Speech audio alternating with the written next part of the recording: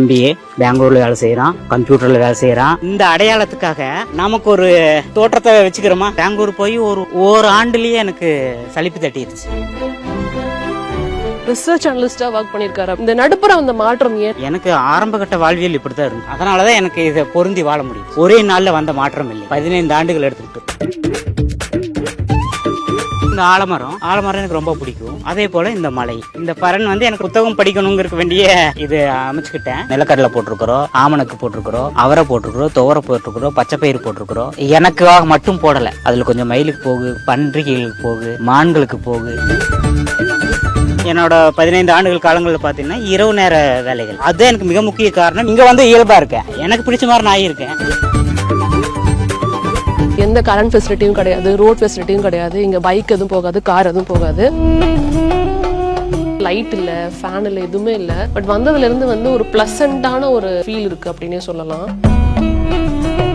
நாங்க முழுக்க மழை நீர் தான். இதுல எதுவுமே நாங்க நிலத்தடி நீரோ, ஆற்று நீரோ, ஊற்று நீரோ எதுவும் கிடையாது. இது இவ்வளவு பியூரா இருக்கு. மேடு பள்ளமா இருந்தது, இவங்க எப்படி இதை பிளாட் பண்ணிருக்காங்க. கீழே சிமெண்ட் ஃப்ளோரிங்லாம் அதுவும் கிடையாது, முழுக்க மண்ணு தான். இந்த பகுதிகளில் இருக்க அடுத்த பிரச்சனை காட்டு விலங்குகள் அப்படின்னு நான் நினைக்கிறேன். வனவிலங்குகள் வரத்தான் செய்யும்.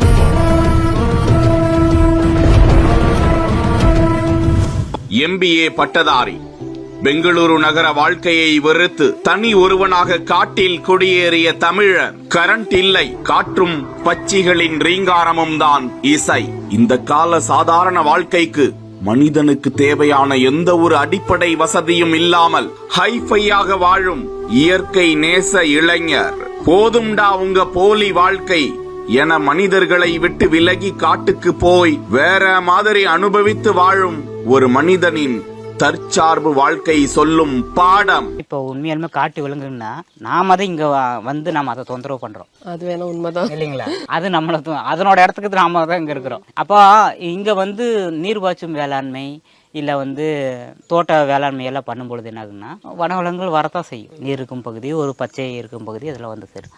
அதனால தான் நாங்கள் மானாவாரியை முன்னெடுத்தோம். அப்போ அந்த 3 மாதத்துக்கு மட்டும் நம்ம விலங்குகளை காவல் காத்து அதுல காப்பாத்திக்கிறோம். சரி, அதாவது உங்களோட பயிர்களை நீங்க காப்பாத்திக்கிறீங்க. அதுமே கூட அது பெரிய இப்ப நீங்க வரும்பொழுது நீங்க பாத்தீங்க, நிலக்கடலை போட்டிருக்கிறோம், ஆமணக்கு போட்டிருக்கிறோம், அவரை போட்டிருக்கிறோம், துவரை போட்டிருக்கிறோம், பச்சை பயிர் போட்டிருக்கிறோம். இது எல்லாமே பாத்துட்டீங்கன்னா எனக்காக மட்டும் போடல, நான் தயாராயிட்டு முதல்ல அதுல கொஞ்சம் மயிலுக்கு போகு, அதுல கொஞ்சம் பன்றிகளுக்கு போகு, மான்களுக்கு போகு, இது எல்லாம் போக எங்களுக்கு சேரும். இது பயிர்களை பாதிக்கிறதுங்கிறதெல்லாம் தாண்டி நம்ம இங்க வாழ்ந்துட்டு இருக்கோம். குழந்தைங்க இருக்காங்க, பெரியவங்க இருக்காங்க, அவங்களுக்கு எந்த ஆபத்தும் இதுல வந்துடக்கூடாதுங்கிறது தானே முக்கியமான விஷயம். ஆமா, அது போன்ற ஆபத்துகள் அது பாத்துட்டீங்கன்னா நம்ம ஆபத்துன்னு அதை பாக்குறத விட நாம அதை தொந்தரவு பண்றாத இருக்கிற வரைக்கும் அது நம்மளை தொந்தரவு பண்றதில்ல.